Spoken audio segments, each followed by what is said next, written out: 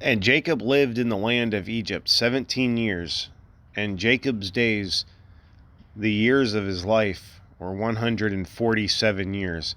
And Israel's time to die drew near, and he called for his son, for Joseph.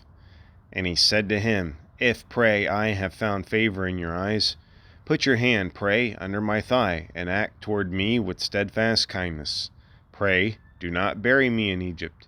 When I lie with my fathers, carry me from Egypt, and bury me in their burial place. And he said, I will do as you have spoken. And he said, Swear to me. And he swore to him. And Israel bowed at the head of the bed. And it happened after these things that someone said to Joseph, Look, your father is ill. And he took his 2 sons with him, Manasseh and Ephraim. And someone told Jacob and said, Look, your son Joseph is coming to you. And Israel summoned his strength and sat up in bed. And Jacob said to Joseph, El Shaddai appeared to me at Luz in the land of Canaan, and blessed me, and said to me, I am about to make you fruitful, and multiply you, and make you an assembly of peoples, and I will give this land to your seed after you as an everlasting holding. And so now your 2 sons, who were born to you in the land of Egypt before I came to you in Egypt, shall be mine. Ephraim and Manasseh, like Reuben and Simeon, shall be mine. And those you begot after them shall be yours. By their brothers' names they shall be called in their inheritance. As for me, when I was coming from Padan, Rachel died to my grief in the land of Canaan on the way, still some distance from Ephrath, and I buried her there on the way. Ephrath is Bethlehem. And Israel saw Joseph's sons, and he said, Who are these? And Joseph said to his father, They are my sons, whom God has given me here. And he said, Fetch them, pray, to me, that I may bless them. And Israel's eyes had grown heavy with age, and he could not see. And he brought them near him, and he kissed them and embraced them. And Israel said to Joseph, I had not thought to see your face, and look, God has also let me see your seed. And Joseph drew them out from his knees, and he bowed his face to the ground. And Joseph took the 2 of them, Ephraim with his right hand to Israel's left, and Manasseh with his left hand to Israel's right, and brought them near him. And Israel stretched out his right hand and placed it on Ephraim's head, yet he was the younger, and his left hand on Manasseh's head. He crossed his hands, though Manasseh was the firstborn. And he blessed them and said, The God in whose presence my fathers walked, Abraham and Isaac, the God who has looked after me all my life till this day, the messenger rescuing me from all evil, may he bless the lads. Let my name be called in them, and the name of my fathers, Abraham and Isaac. Let them teem multitudinous in the midst of the earth. And Joseph saw that his father had placed his right hand on Ephraim's head, and it was wrong in his eyes. And he took hold of his father's hand to remove it from Ephraim's head to Manasseh's head. And Joseph said to his father, Not so, my father, for this one is the firstborn. Put your right hand on his head. And his father refused, and he said, I know, my son, I know. He too shall become a people, and he too shall be great. But his younger brother shall be greater than he, and his seed shall be a fullness of nations. And he blessed them that day, saying, By you shall Israel bless, saying, May God set you as Ephraim and Manasseh. And he set Ephraim before Manasseh. And Israel said to Joseph, Look, I am about to die, but God shall be with you and bring you back to the land of your fathers. As for me, I have given you with single intent over your brothers what I took from the hand of the Amorite with my sword and with my bow. And Jacob called his sons and said, Gather round, that I may tell you what shall befall you in the days to come. Assemble and hearken, O Jacob's sons, and hearken to Israel your father. Reuben, my firstborn are you, my strength and first yield of my manhood, prevailing in rank and prevailing in might. Unsteady as water, you'll no more prevail, for you mounted the place where your father lay, you profaned my couch, you mounted. Simeon and Levi, the brothers, weapons of outrage their trade, and their counsel let me never set foot. Their assembly my presence shun, for in their fury they slaughtered men. At their pleasure they tore down ramparts. Cursed be their fury so fierce, and their wrath so remorseless. I will divide them in Jacob, disperse them in Israel.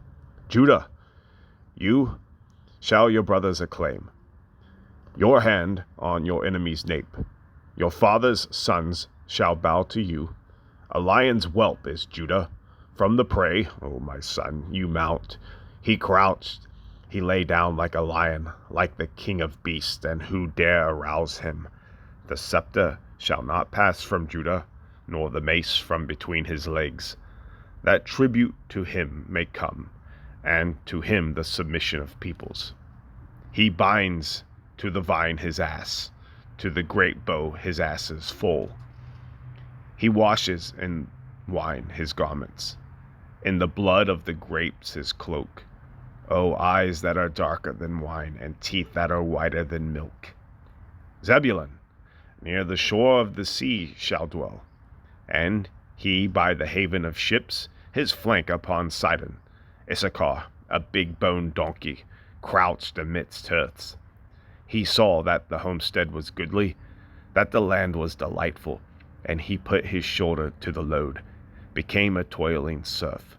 Dan, his folk will judge as one of Israel's tribes. Let Dan be a snake on the road, an asp on the path, that bites the horse's heel, and its rider topples backward. Your deliverance I await, O Lord. Gad shall be goaded by raiders, yet he shall goad their heel. Asher's bread shall be rich, and he shall bring forth kingly dishes. Naphtali, a hind let loose, who brings forth lovely fawns.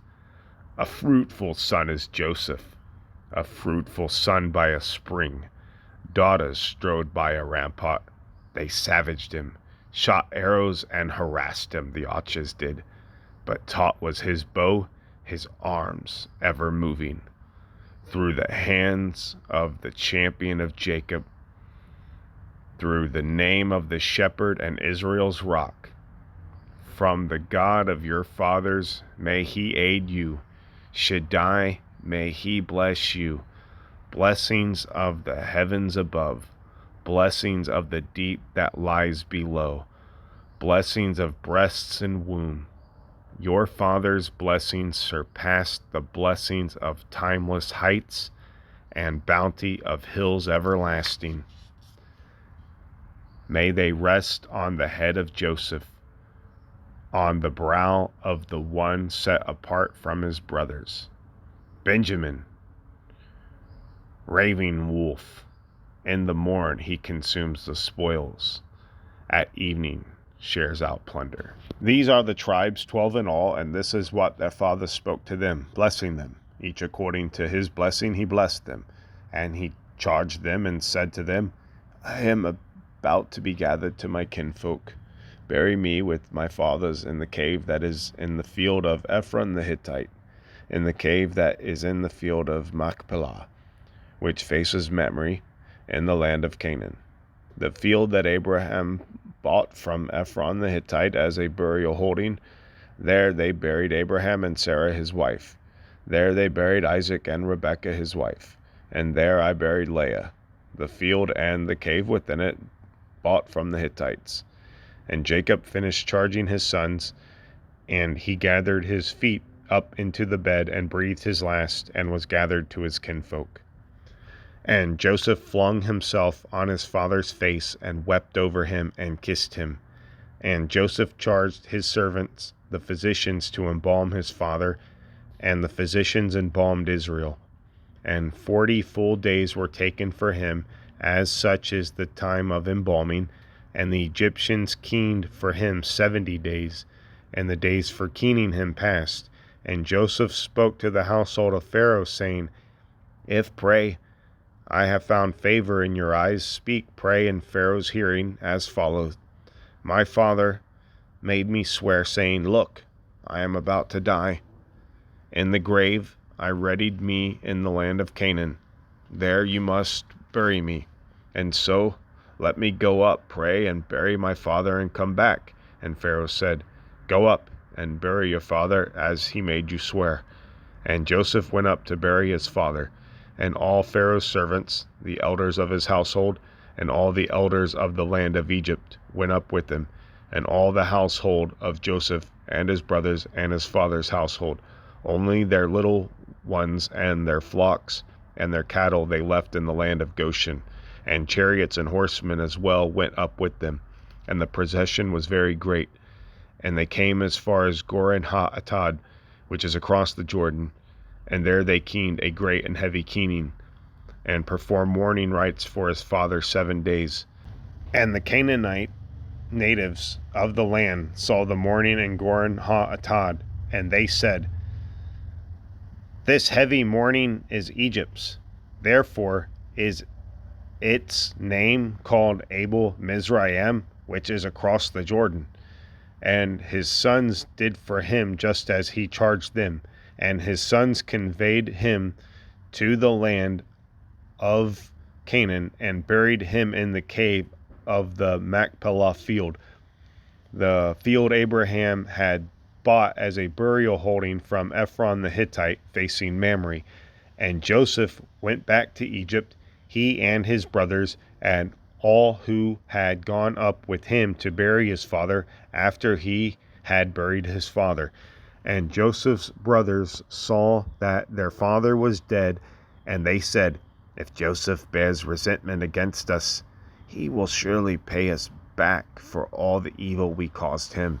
And they charged Joseph, saying, Your father left a charge before his death, saying, Thus shall you say to Joseph, We beseech you, forgive, pray, the crime and the offense of your brothers.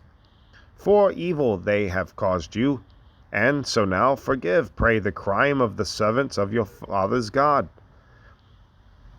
And Joseph wept when they spoke to him, and his brothers, they came and flung themselves before him and said, Here, we are your slaves. And Joseph said, Fear not, for am I instead of God? While you meant evil toward me, God meant it for good, so as to bring about at this very time keeping many people alive.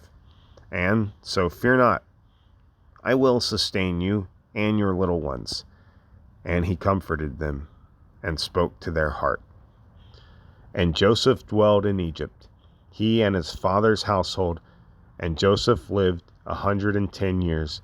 And Joseph saw the third generation of sons from Ephraim, and the sons as well of Machir, son of Manasseh, were born on Joseph's knee. And Joseph said to his brothers, I am about to die, and God will surely single you out and take you up from this land to the land he promised to Isaac and to Jacob. And Joseph made the sons of Israel swear, saying, When God indeed singles you out, you shall take up my bones from this place. And Joseph died 110 years old, and they embalmed him, and he was put in a coffin in Egypt.